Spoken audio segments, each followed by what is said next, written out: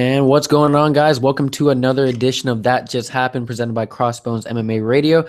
I'm your host, Nick, and today, of course, we have my boy, Eddie Law. What's going on, Eddie? Good, man. This card seemed to have everybody on it, so let's get right to it. Yeah. No, the card that we're going to be talking about is Pride 25 Body Blow. Great card overall. There's, eight fights on the whole card. And the whole card was very entertaining, except for one fight, in my opinion. But kicking it off with it was Rogerio Nogueira, right? Yeah, versus Nakamura. And you got to see Nogueira be Nogueira, take him down, get a good submission. He ended up finishing with an armbar. What did you think about the fight overall?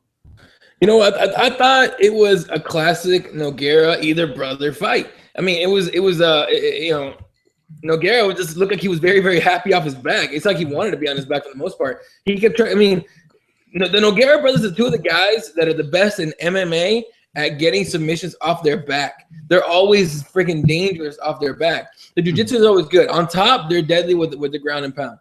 On the feet, not at this point as far as Pride goes. Later on in their careers, they became pretty good strikers as far as boxing goes. But as far as at this point where we're at, I forgot what year this is. Actually, I'll find out in a second, but they were perfectly happy being on their back, and Nakamura was perfectly happy lying on top of the motherfucker. So it was, overall, it was a pretty decent fight. I mean, just like I said, it was 2003. So yeah, at this point, the Nogueira brothers weren't, crazy into boxing striking yet. Yeah. So they were both, as we'll talk about later on in the main event, they were both very happy to be off their back, trying to Kimura's and all that. But at the very end of the fight, when Nogueira's on top of Nakamura having his back, and I think he had him. He was just ground and pounding from behind, almost like he was gonna pretend to get the rear naked. But as soon as that one, that arm came up and he grabs it, you know what Nogueira's gonna do. It's just throw that armbar on him in that fight. And usually when you get a Nogueira on your back, you're pretty much done. They're either gonna get the armbar somehow, or they're gonna rear naked choke you. But overall, like I said, the classic Nogueira fight, happy to be on his back. Very calm, very nonchalant during the fight, never panicked. So definitely a fight that I enjoyed watching again.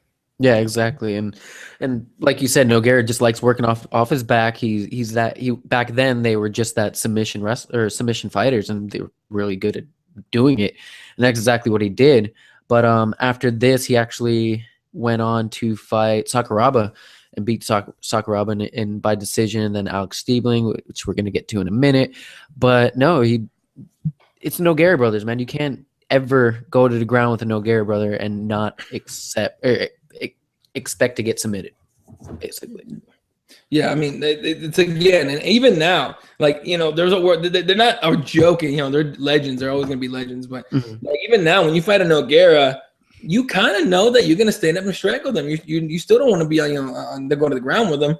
Mm-hmm. But their jiu-jitsu is not as feared as it used to be, but they're still dangerous. Yeah, exactly. But moving on to the next fight, we had Soji versus Alex Stiebling.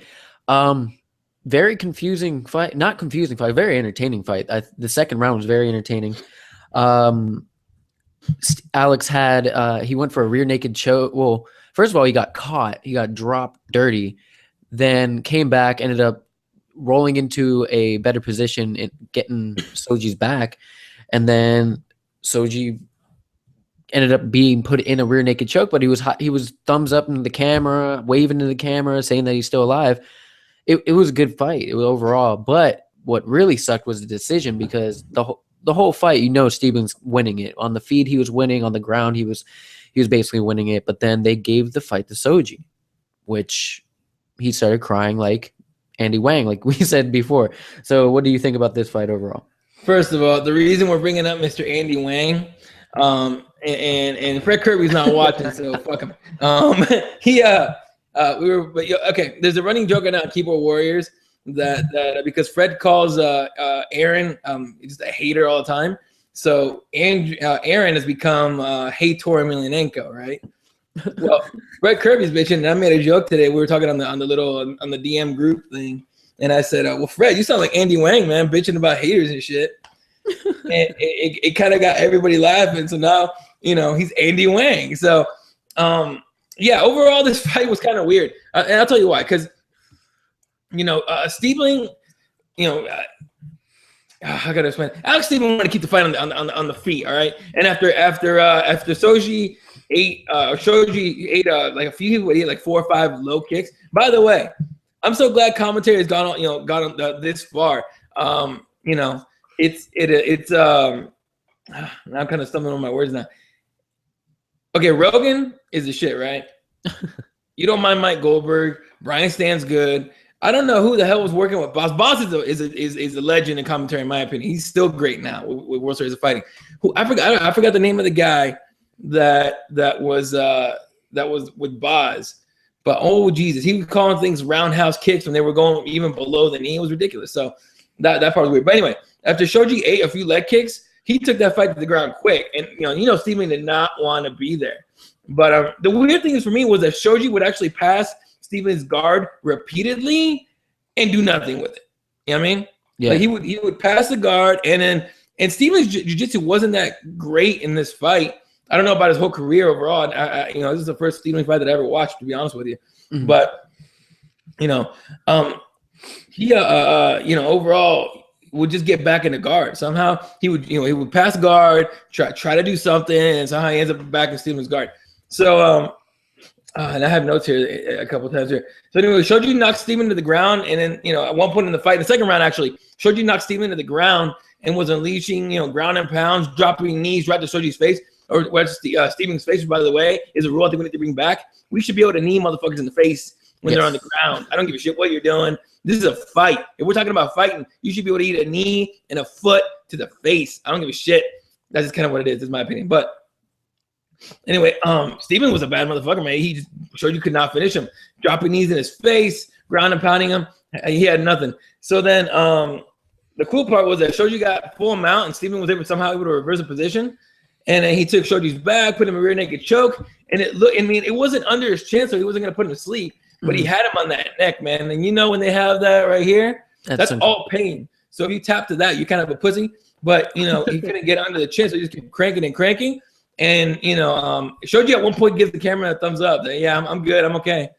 And then as the round ends. And then the third round, I thought Steven pretty much took the third round too. Yeah. So at the end, when they gave it to Shoji, like, I was shocked. You can see in the video or in the on the video on the Fight Pass, everybody was shocked. Hell, I'm pretty sure Shoji in his corner was shocked. Like, what the fuck? Here, dude, just smile and wave and get the hell out of here as fast as possible. This guy's crying and shit. Like, anyway, like, like I understand the Japanese are very into their fighting, especially MMA back in the Pride days. It was a thing. In fact, that crowd, those crowds were so educated. They make American crowds look like shit, to be honest with you. Okay, like when you see someone, when you see grappling in the UFC now, some of these crowds are like, yeah, just bleed, ground and pound. Yeah. Like, what are you doing? What are you talking about? This is jiu-jitsu at its best. You know what I mean?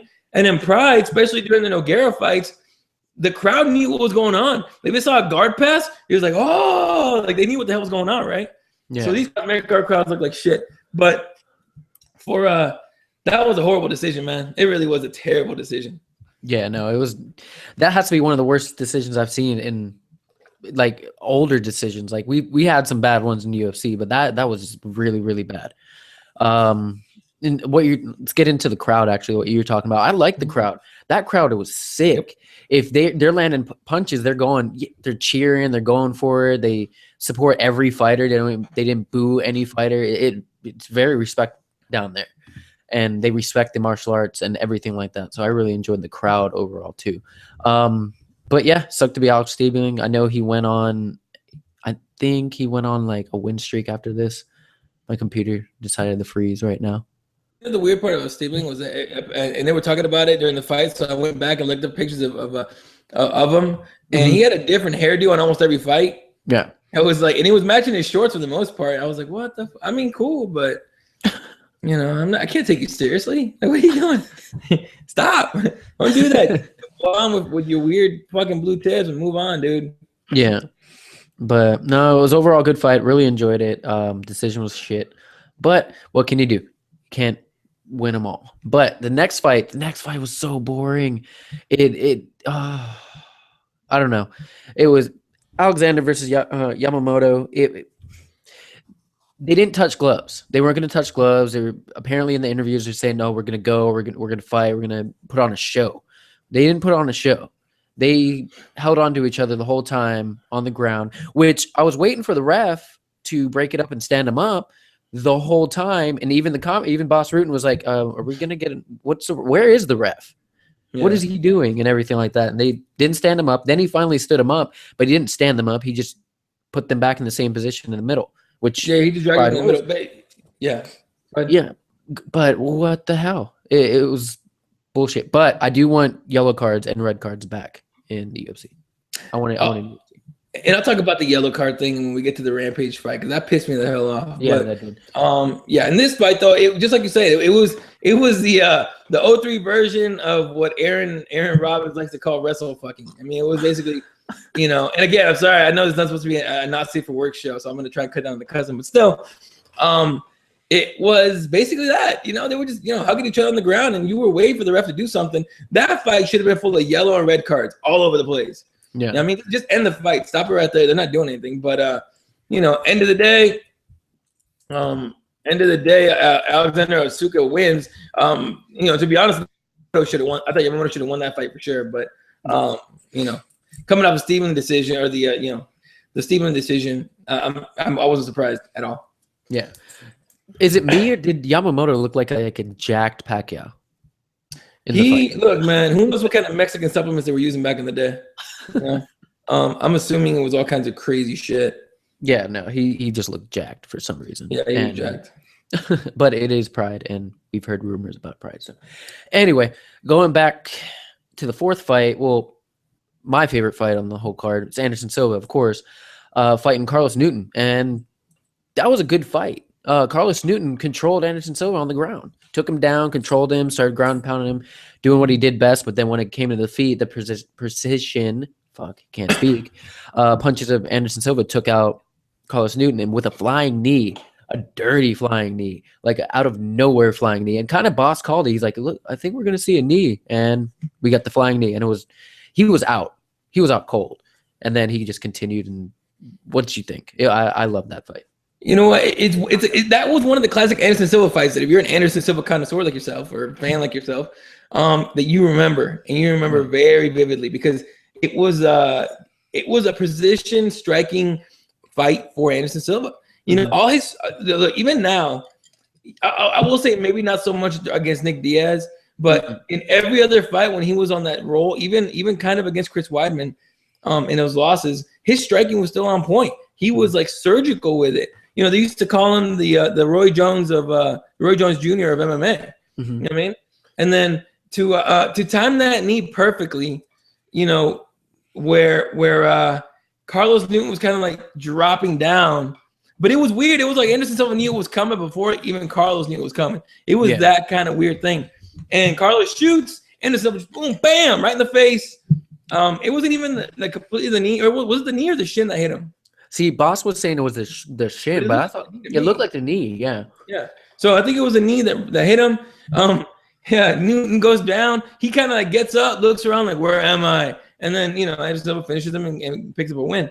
But at this point, if you hear the commentary, they're talking about Anderson Silva being like a contender in the middleweight division, and it was true. If you look at his record before that, he definitely deserved consideration for contenders. I mean, he had beaten Stiebling, he beat Stiebling and Asuka, two guys that were on this card before him, Carnero, a lot of these guys. So, at this point, Anderson Silva was starting to make his name in the world of MMA. I mean, even the commentator with Boss, not Boss, but the other guy was talking about, and a Brazilian by the name of Anderson Silva. These days, you say Anderson, and immediately we go, oh, Silva. Yeah.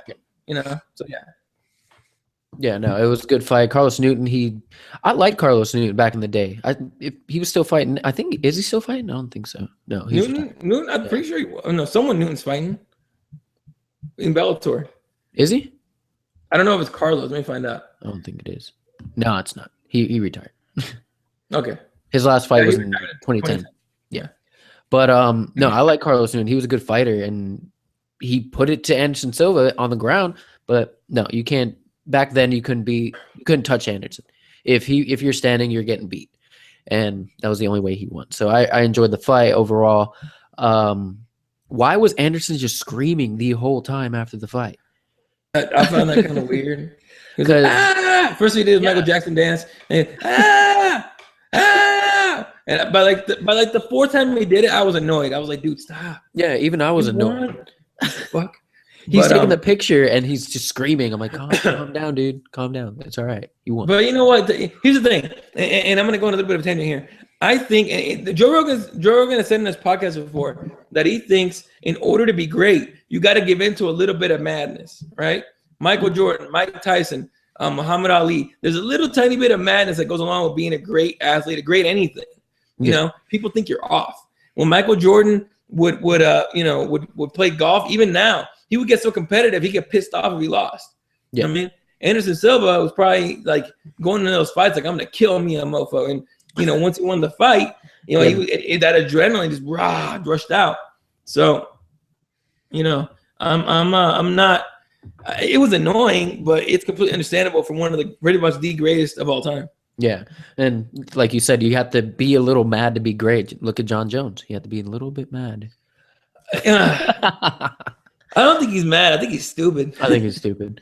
He's crazy. But anyway, that's another topic for a different day, man. Yeah, but next fight was Dan Henderson versus, I can't pronounce his name. It's Shogo. I can't pronounce his last name. Jungo Yama. Yama, got it. Oh, Yama, and young Dan Henderson, how old was he in this fight? He was probably 20? He's probably 50. 24. Yeah, no, 50. He's 44 now, right?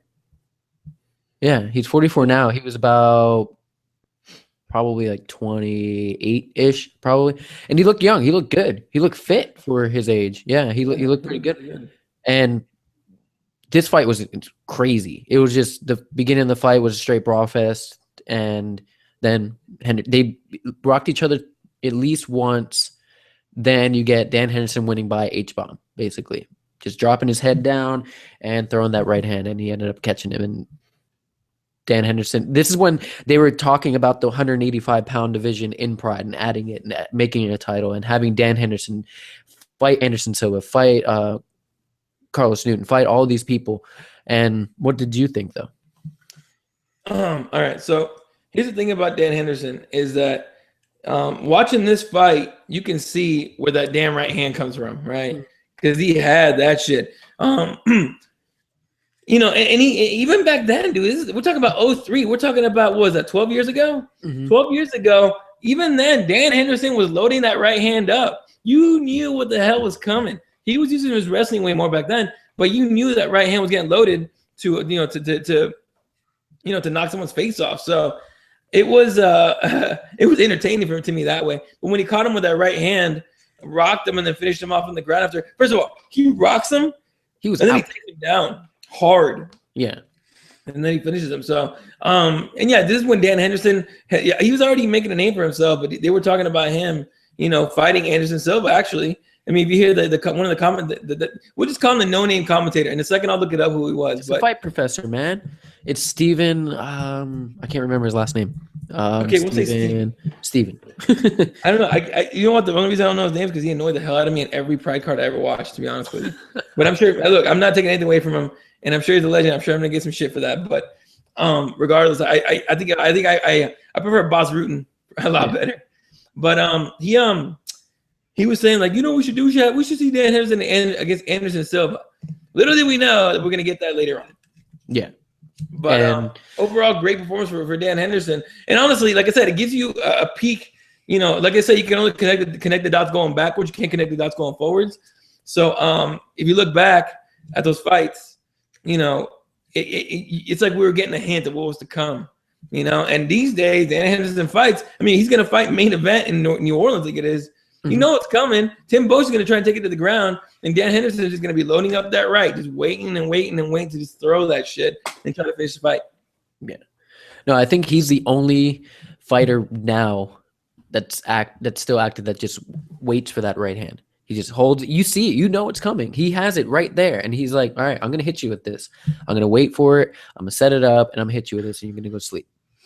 And the one thing about that, though, is a lot of, like, even now they call him a one-dimensional guy, but it's because he's so old he can't use his wrestling anymore. I guarantee he has to warm up for like an hour just to fucking roll, you know? And that's what they say about the Nogueira brothers these days. The Nogueira brothers have to roll and stretch for like 45 minutes before they just train, you know? So I'm pretty sure Dan Henderson's that messed up at this point. I mean, all his teeth are missing too.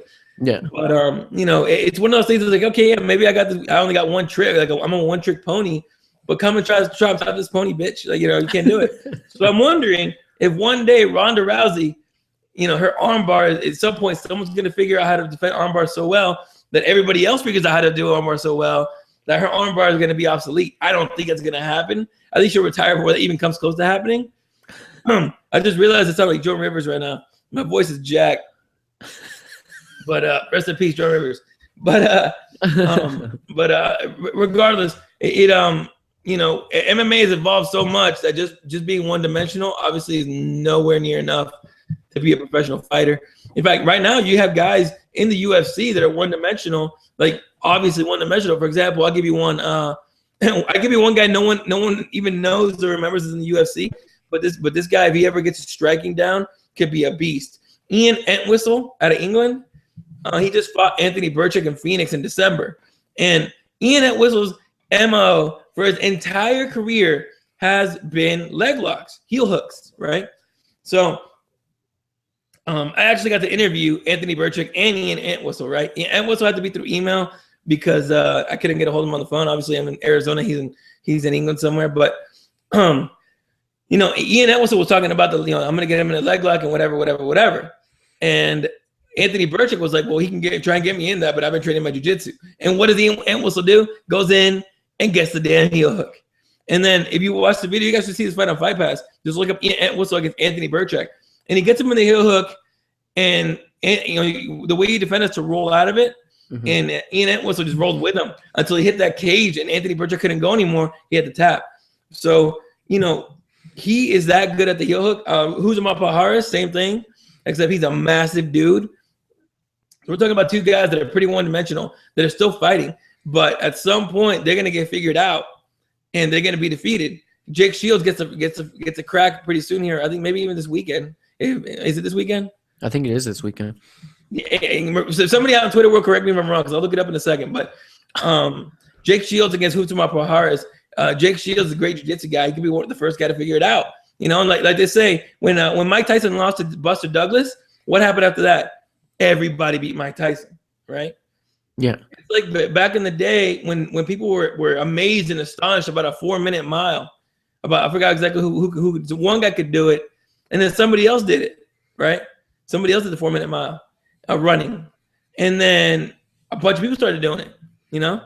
So it's one of those things that once it gets figured out, once one person does it and breaks the streak or whatever, it can be done. Just like, you know, Chris Weidman beat Anderson Silva, and then he did it again, you know, and had Anderson Silva taken out a guy that's on a streak or on, you know, has good momentum, that he might have lost. I don't think, you know, fighting Nick Diaz, I knew for sure, I was pretty sure Nick Diaz was going to lose, all right, but I thought he was going to get finished. I thought if that fight went decision, Nick Diaz would have won it, but you know, apparently not. So. But again, you know, you can't be one-dimensional. And going back to Dan Henderson, obviously, at this point, that's all he's got is that damn right hand. So even back then, it was a dangerous freaking weapon. His wrestling was way better. Like you saw, he lands that right hand on Oyama, I think his name is, and then he goes in for a beautiful takedown, right? And at this point, the guy's already stunned. He has no idea where he is. And just quick finish off with the punches, run back to his corner with the rest of Team Quest that no longer exists. And he went off, got his paycheck, and he tried to hook up with that one chick. Yep. One of the ring girls, everyone was like, "Oh, he's gonna hip toss her." I'm like, "Really?" Like not Boss, but the other guy, Steve, whatever. Steven, he goes, "Oh, he's gonna hip toss one of the ring girls," and I'm like, "Yeah, right onto his dick." Like he's not gonna, you know, he's not hip tossing her to the ground. You fuck. He's trying to take that chick home. All right, you just want to fight. You want to take a prize. Get yourself one of them fine ass Japanese girls. Yeah, no, he picked up the one girl and then whispered something into the other girl's ear. So I don't know if you're trying to pick both of them up or what, but good job, Dan Henderson. Look, and I'm just gonna say this because I've heard this. I obviously I haven't ever talked to Dan Henderson to try and ask and confirm this. But Dan Henderson was a bit of a dog back in his day. You know what I mean? So I'm sure he got quite a few ring girls. Yeah, probably. More than likely. Bet you like half of the UFC staff probably got. I don't know about Dan Henderson with that one. I'm gonna say, you know what? I'm not gonna throw that out there. That's just me. I'll leave it to Fedor Emilianenko, the whole which one of the ring girls puts out and all that shit. Although I don't know if you watched anybody watching Tough Brazil on Twitter on Facebook on Fight Pass Tough Brazil 4. Okay, those dudes in the last episode that I saw, they were like in the pool with all these girls, and one of them starts making out with one of the ring girls. And I'm like, I fucking hate you. I fucking hate you. They're so goddamn fine. All of them, so damn fine. Brazilian ladies, if you're single and in Arizona, get at me. This nose strip comes off. Even though my nose is broken. Even though, like permanently. There's no Brazilians in Arizona. Calm down. Oh, get the hell out of here, dude. You haven't seen some of the ass we got out here. Really? I mean, in fact, Andrew Reed, I know you're watching. You ever come down to Arizona? I'll show you the girls with the ass on them. I'll show you someone almost on par with Kira Gracie. Kira Gracie, fun as hell. You seen her? Yeah, I have. So anyway, right. Sorry. Back to the subject. I go off on tangents all the time, bro. And it's fun. It's perfectly fun. So next fight was Antonio versus Sakuraba. Sakuraba is the king. He was the king in Japan. He's the guy. He came out in I think two masks.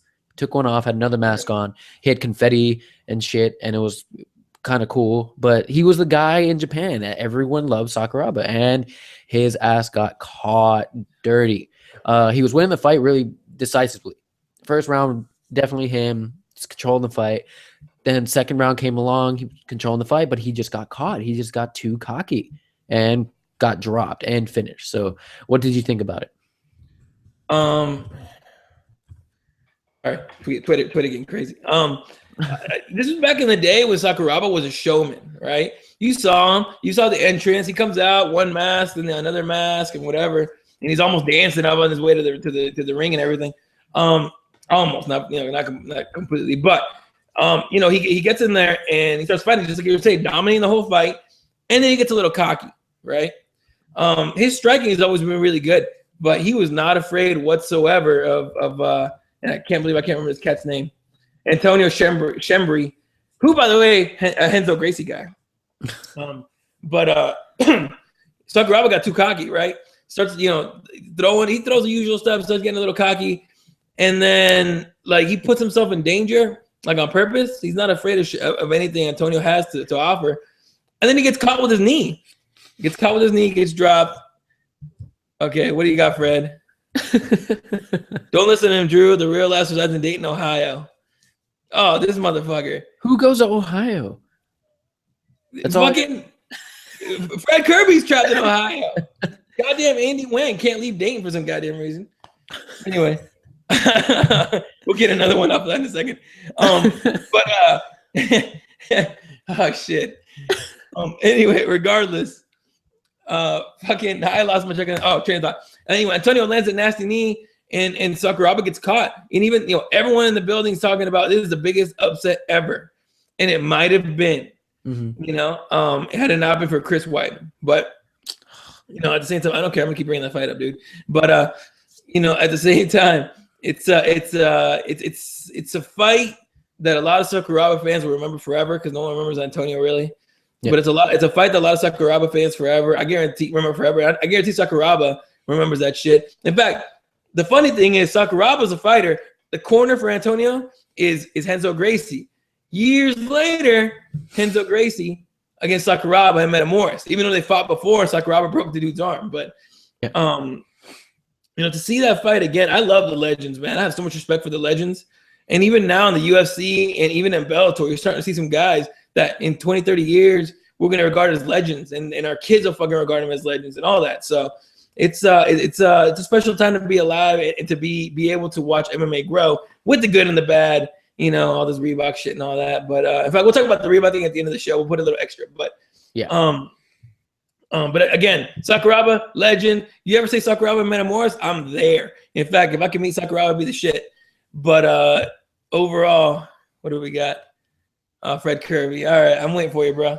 But overall, just it really started. Sakura was trying to get the hell out of the ring and walk it back to the locker room, and he won't leave until Antonio shook his hand. So, but look, man, again, anything can happen anytime, but you can't get cocky. You're gonna get caught, Anderson. You bastard. First of all, let me bring that up. Anderson lost the first fight. He didn't lose the second fight. He broke his leg because I'm sorry, time out. I'm sorry. It happens sometimes. Hey. Last I saw on his record, it's a giant L next to the second fight. I'm sorry, L. With his second fight with Chris Weidman. So I'm pretty damn sure he lost that fight too. Oh, okay. What about Nick? How are your Diaz brothers doing? I don't care, bro. Look, man, hey.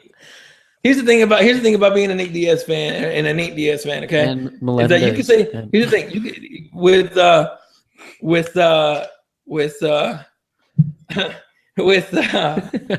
look, Nate Diaz and Nick Diaz might be a little delusional. They think they won every fight they lost. So I'm gonna go with that. They won every fight they lost. I don't give a shit. Nick Diaz is a real 170 champion.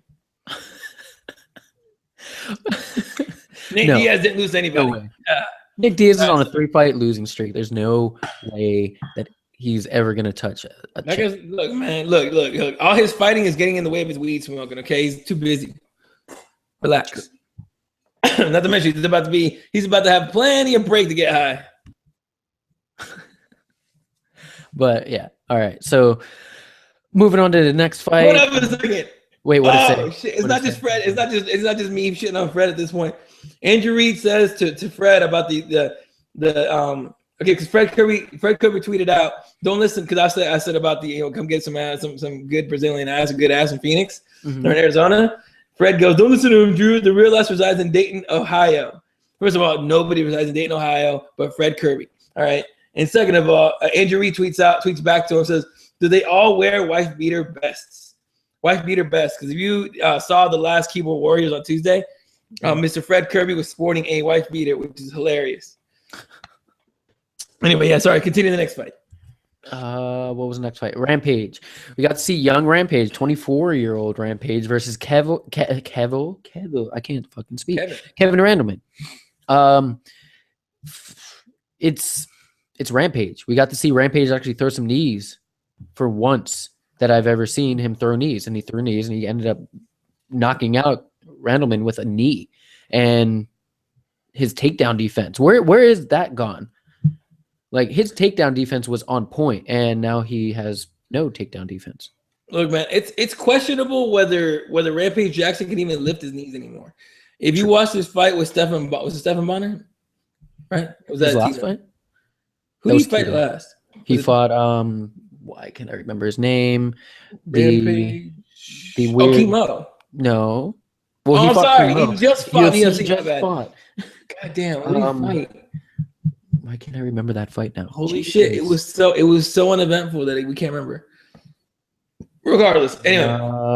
Maldonado. There you go. There you go. Okay, so he fought a guy that only throws punches. So he didn't have to use a takedown. But yeah, just like you were saying back in the day. And look, those two guys were regarded as some of the best wrestlers, or a couple of the best wrestlers in Pride, right? And Kevin Randleman was a psycho. Probably still, he's a nutcase. Getting into the ring and he hauled ass to the middle of it to meet Rampage there. They started throwing bones, and then Randleman spent the rest of the time trying to take him down. I mean, you think after a few stuffs from Rampage Jackson, you would quit on that and try to knock him out, and it didn't happen. So, yeah, man, the knees were key for Quentin in this fight. And but look, yeah, he finishes him off. I think he gets the was it the knockout TKO? I think it was TKO, right? TKO, yeah. TKO. So, oh wow, my list just went down here. Okay, yeah, TKO. So let's forget about the fight for a second. You can give your point in the fight in a second. The best part of the whole fight was afterwards, when Quentin Jackson grabs the mic and calls out Wanderlei Silva. Now, these days, obviously, you see Conor McGregor for Kirby Jr. jumping over the cage to go see Jose Aldo, right? These are the days where guys jump into the ring to talk some shit. And not only that, Wanderlei Silva shoved him, right? So Quentin, he's facing off with Wanderlei, and he's all angry, looking all tough and shit. Wanderlei pushes him, and then all of a sudden Quentin loses his stomach for a confrontation. That was hilarious to me, because Wanderlei's like, let's go, bitch, let's go. And Quentin's like, oh shit, I gotta act tough, but I don't really want to do this right now. Oh no, like yeah, man, F you, hold me back, you know. And it got really dumb. But yeah, that was my favorite part of the whole thing, honestly. And then after that, they got the fight.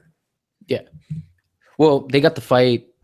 They were saying that the fight was supposed to be in June of that year, and it actually got pushed up to like I think August. It was weird because I'm guessing he got injured, or Vanderlei got injured, or something came up. But he ended up fighting him in November in Final Conflict. Yeah, you know what was funny about those Pride events? They all had weird names. Body Blow, Bat to the Bone, just a bunch of different ones, you know? Yeah. But Rampage, 24-year-old Rampage was a monster. Nowadays, he's just Rampage. He walks out with his chain, and he thinks that he deserves a title shot, and he doesn't. You know what? Rampage got to say that stuff. That's how he markets himself. You got to make that money.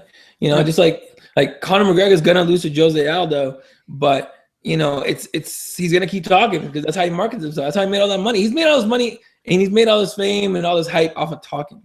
Okay, so it's that kind of thing with Rampage. Rampage needs to keep himself relevant in order to make money, in order not to get caught, in order not to get cut, and in order to get bigger fights, which means more money and all that shit. So it's just what he does at this point.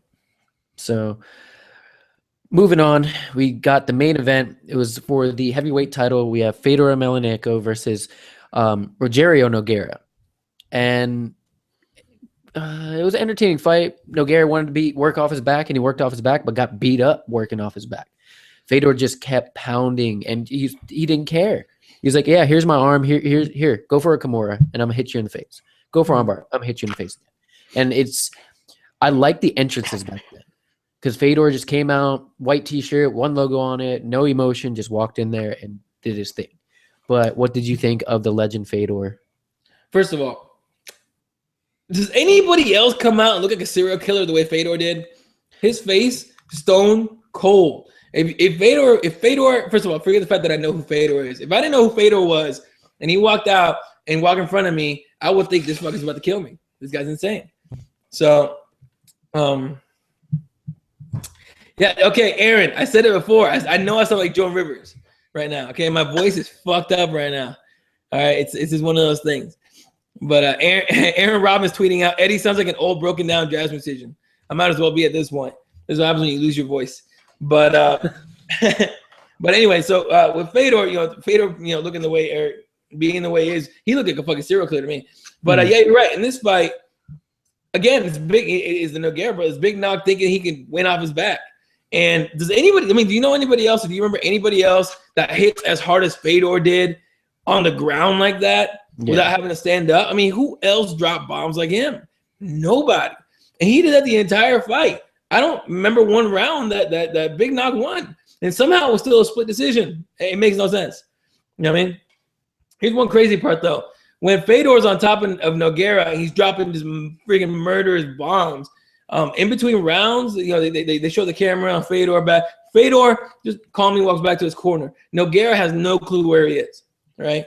And they had to almost drag him back to the corner. Then the camera goes off to some random Japanese girl in the crowd, and she's in tears. It's like, whoa, like how much of a connection do you have to these guys? And these fighters were heroes to their audiences. So.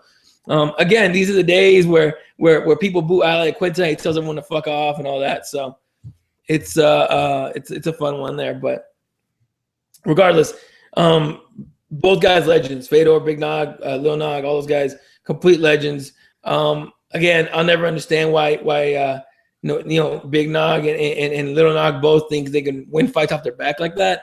Yeah. But not against Fedor. And that was Fedor wasn't even champ before this fight. He won the title right here. Yeah, this was his first title, I believe, right? Yeah, I'm pretty sure. And he held it forever, all right? And this is cool because the Nogueira brothers are part of Brazilian top team. And I think they were calling Fedor's team Russian top team. And now we have American top team who's getting hammered on that thing they're calling Tough 21 right now against the Blackzilians. So, yeah, man. I got to drink some water before I keep sounding like Joan Rivers. Yeah, but actually, I want to go back to the Rampage fight since we were talking about we didn't get to talk about the yellow cards. Yeah. Oh yeah. Fuck, In, I got the yellow card. yeah, in that fight, they gave Kevin a yellow card for stalling. They get Whitney one too. Yeah, and then they turn and give Rampage one. You see Rampage's face, it was exactly. I'm like, why? Whoa, what? What do you mean? He was working knees. He was trying to get hooks in and everything. You calling that stalling? No. And the shitty part about sorry to interrupt you, but the shitty part, an injury tweets out Fedor was and will remain the best. There is no argument with you there, man. Until Kane actually fights consistently, it'd be great. Kane's nowhere close to Fedor. No, not yet. No, not yet. Unfortunately, because he just gets hurt too much. But the yellow cards back in the day, the yellow cards meant I think 10% off your purse. Yeah. Is what it was.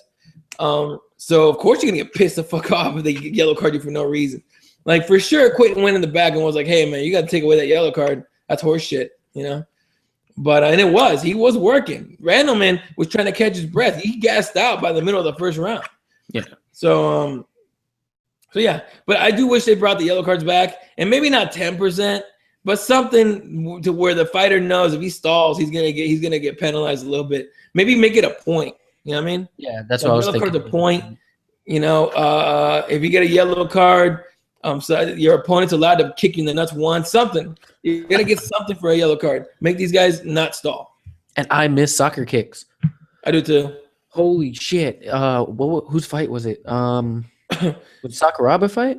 Where he just turned around and just kicked him right in the face. Yep. Oh, I missed that. If that was in the UFC now, imagine who would use that the most. Shogun was a monster with soccer kicks and stomps. Who else? Shogun murdered people with stomps and soccer kicks, man. I think he would be the most fun to me, the most fun to watch doing that. Other guys that I think would use it well, but I think John Jones would find a way to do it. Yeah, John Jones would. If he wasn't all cooked up, he'd find a way to do it. For some reason, I think DC would do it, but I don't know why I think that. Who else? Jose. Fuck, imagine Jose. Jesus. He would murder people, all right? He was a pro soccer player, right? You know what? I'm not 100% sure. I know Ianette was a pro soccer player, but he blew his knee out. But Jose probably was. I mean, he seems like he could. He's that good. He seems like he's pretty good on those videos. Yeah, but all right. And then just the main event overall was a great main event. It was basically passing of the torch to Fedor. It was congratulations, here's your belt. And then he went on dominating for years in every organization that he went to, except Strikeforce, because that's when he started getting his ass whooped. Not even getting his ass whooped, just getting unlucky. Yeah. No, definitely. I agree with you on that one. But overall, this was actually my first Pride event watching in full. I seen some Pride fights. I watched the fights, but this was like the full event and really enjoyed it. The entrances were really cool.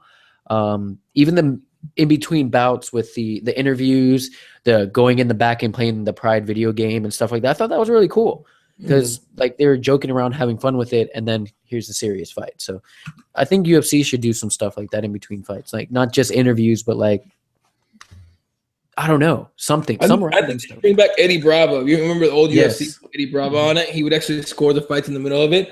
I don't know why they stopped that. I think it's stupid that they stopped that, but I would love for that to come back.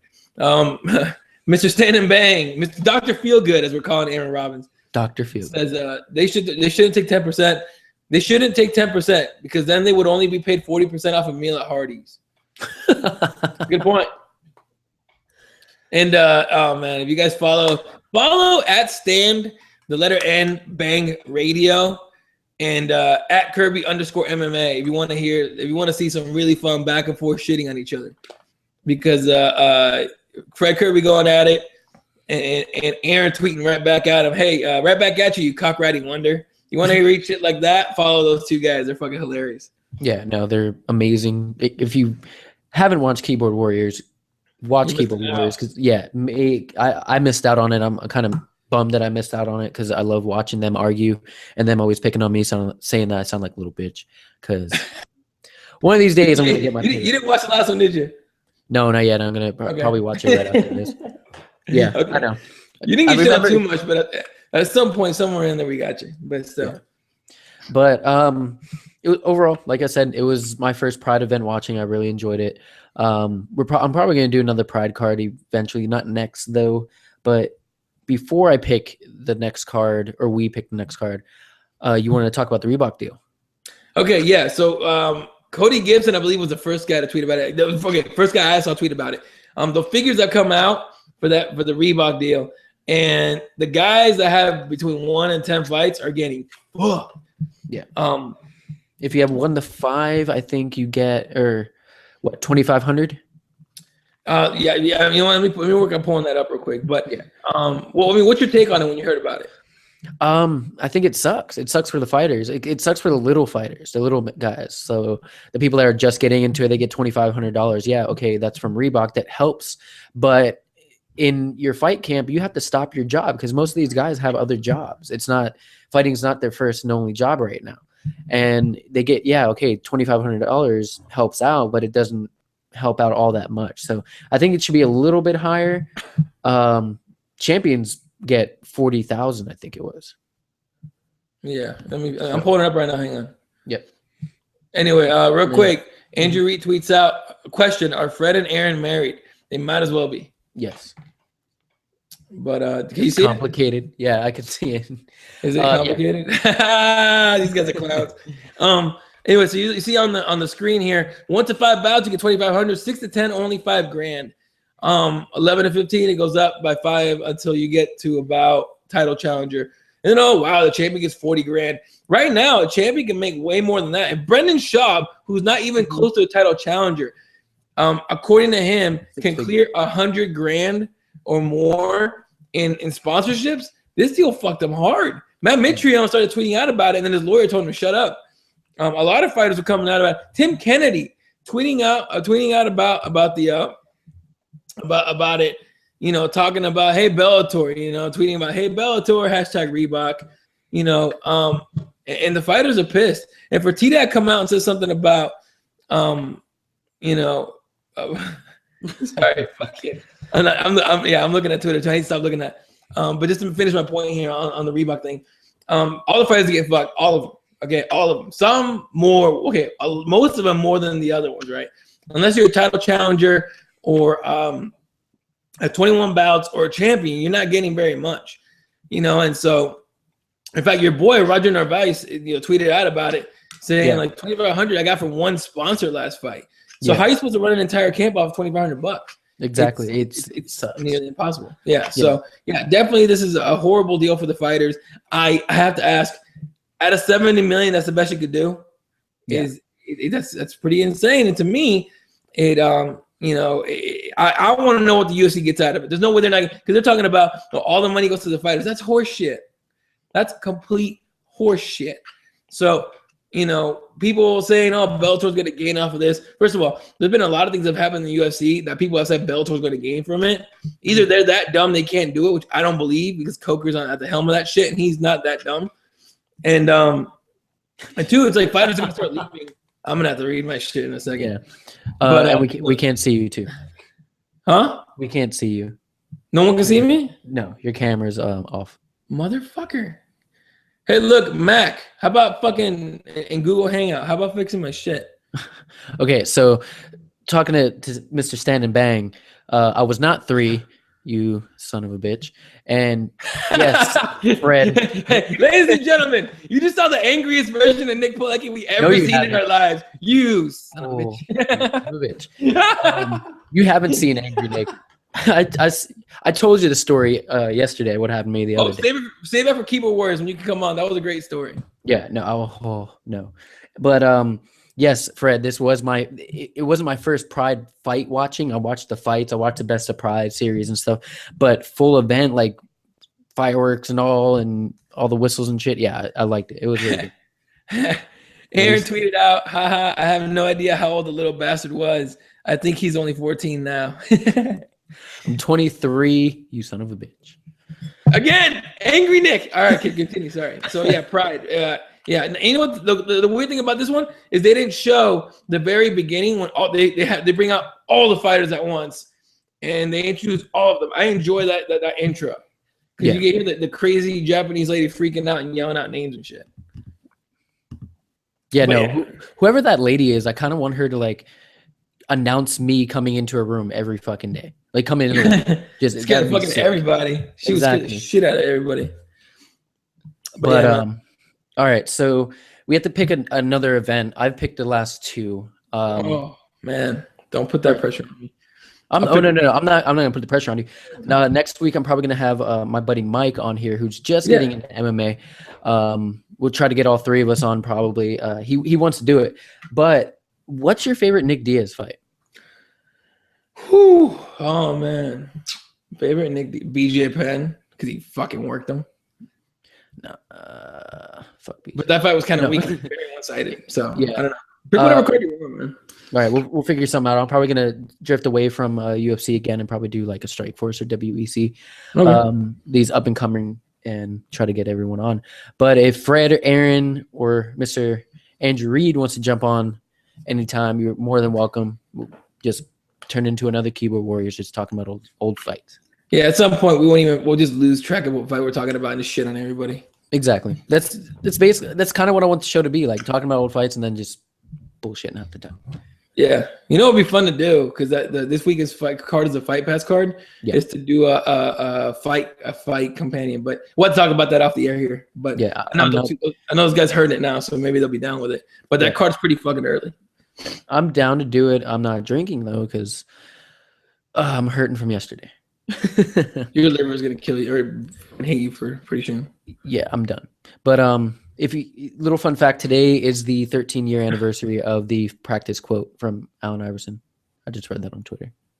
Okay, no, Yes. no, Nick, Yes. no. Is If that's the best, yeah, it is. But still, is that the thing you remember about Allen Iverson? Come on, man. I don't. He was my favorite player. Crossover when he crossed crossover Jordan. When he crossed Tyronn Lue and he Mhm. hit the shot and then he steps over him like, bitch. Sorry, we're talking about basketball now. But what? What the hell? Why doesn't the live chat work? Let me find out. I don't know. I actually never do it, and my Safari won't open YouTube right now because I tried working it. But now it wants to work. Hang on. I bet they're saying some stupid shit. Hang on. Now we're totally just fourth wall. We just destroyed the fourth wall. Yeah, that's fine. Hey, that's a good point. It's not working. I don't see shit. Yeah, it's not working. Stop breaking everything. You what? YouTube breaks everything.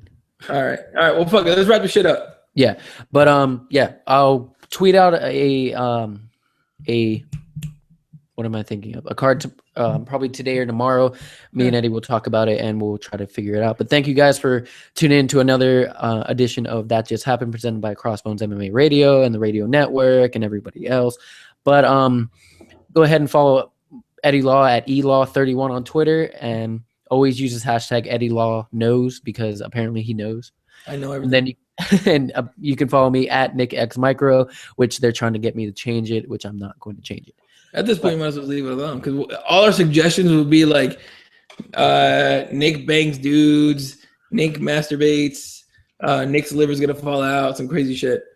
I don't drink that much. You guys think I drink that much? It's maybe once a week. I don't buy that, but still. Also follow Aaron at Stand and the letter N Bang Radio, and Fred Kirby at Kirby_MMA, because those two are going back and forth and it's getting pretty funny. So yeah, and we're probably going to be talking about it for hours right now. But thank you guys for tuning in, and we'll see you next week. See you.